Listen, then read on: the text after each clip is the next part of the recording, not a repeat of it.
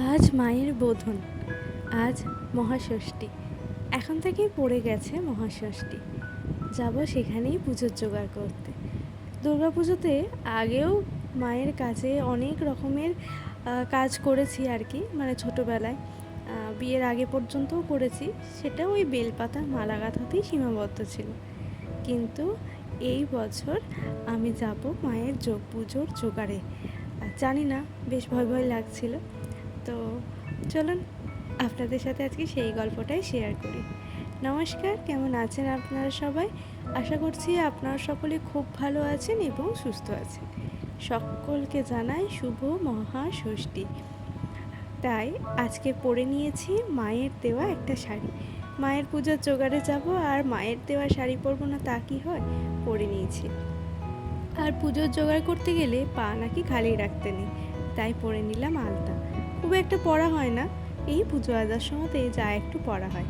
আর দেখবেন পুজোর সময় একটু আলতা, মাথা ভর্তি সিঁদুর পরলে দেখতেও যেন বেশ ভালোই লাগে। আমার তো তাই মনে হয়। চলুন যাই এবার মন্দিরের দিকে।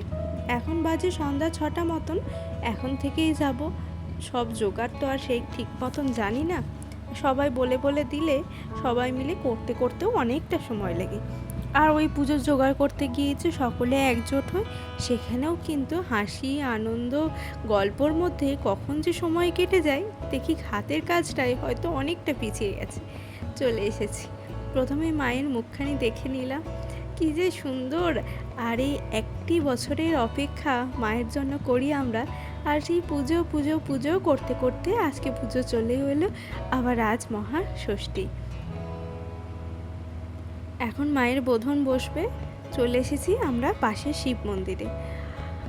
যে মন্দিরে মায়ের পুজো হয় সেই মন্দিরের পাশেই যে শিব মন্দির আছে, সেখানেই কিন্তু মায়ের বোধন বসে। আর এই যে এখন এখানে মায়ের ঘট বসবে, মানে বোধনের ঘট বসবে, তার কারণে মাটি রাখা হলো। তারপরে পুরোহিত মশাই এখানে ঘট প্রতিস্থাপন করে দিলেন। বেল গাছের যে জোড়া বেল সহ একটা বেল ডাল থাকে, সেটা তো এখানে রাখা আছে। এই বেল ডালে সিঁদুর দিয়ে এখানেই পুজো হলো। জোগাড়ে ছিলাম আমি, ছিলাম শিল্পা ছিল, ওই যে দেখলেন, ও আমার ছোটোবেলাকারই বন্ধু। এখন আমরা একই পাড়াতে বিয়ে হয়ে মানে একই পাড়ার বন্ধু। চলুন পুজো করতে করতে, পুজো দেখতে দেখতে আপনাদের সকলের পুজো খুব ভালো কাটুক। মায়ের কৃপায়, মায়ের আশীর্বাদে যেন পাপ ধ্বংস হয়, অসুর বিনাশ হয়, এইটুকুই বলবো। আর সকলে খুব ভালো করে পুজো কাটান।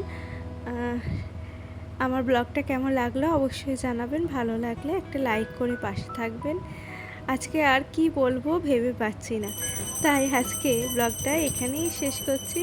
সবাই ভালো থাকবেন, সুস্থ থাকবেন। আর শেষটুকু পুজোটুকু দেখে নিন, কেমন লাগলো অবশ্যই জানাবেন। পুজোতে সবার কেমন কাটছে সকলকে জানাই শুভ শারদীয়া। সকলে একটা কমেন্ট করবেন, আপনারা কোথায় ঘুরতে গেলেন, কোথায় ঠাকুর দেখলেন, কোথাকার ঠাকুর দেখতে খুব ভালো লাগলো। আসলে আমরা ঠাকুর কম প্যান্ডেলটা বেশি দেখি, কোথাকার প্যান্ডেল ভালো লাগলো, সব বিষয়ের গল্পটা আজকে না আমি একটু কমেন্ট বক্সে করি। সবাই চলে আসুন, তাড়াতাড়ি কমেন্ট করুন, আমিও আপনাদের সাথে একটু গল্প করে নিই। তাহলে আজকের মতন ব্লগটা এখানেই শেষ করছি। এখানে মায়ের আরতি হচ্ছে, আরতির পরই পুজো শেষ হয়ে যাবে।